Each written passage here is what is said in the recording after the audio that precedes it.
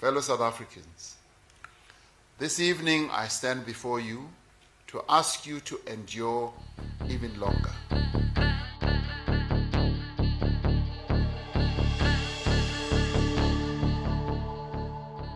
The last time South Africa has seen a national lockdown of this nature was during the 1918 Spanish flu, when roughly 300,000 South Africans died during a 6-week period.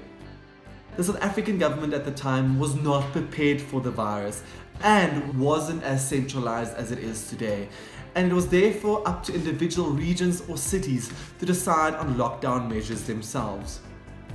According to historians, lockdown rules are typically broken as soon as they are implemented because people's social needs overtakes the fear of the virus.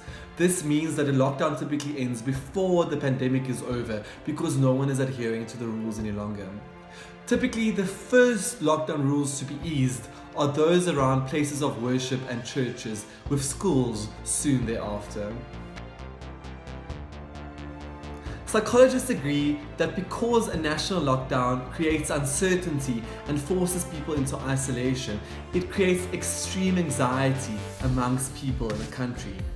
Furthermore, any loss of life, regardless if it be through a disease or through trauma, creates a lot of distress in an individual. The one thing that does differ with the coronavirus lockdown compared to other lockdowns in history, such as the Spanish flu, is the duration in which it occurs. The national lockdown in South Africa has already been 3 months long, compared to the Spanish flu, which only lasted around 6 weeks in South Africa.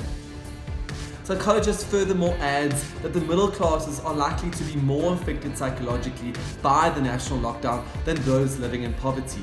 This is because the comforts that the middle class have grown accustomed to are taken away from them during a national lockdown, while those that live in poverty still have to endure the very same battles that they've endured before a lockdown, such as seeking shelter and finding food.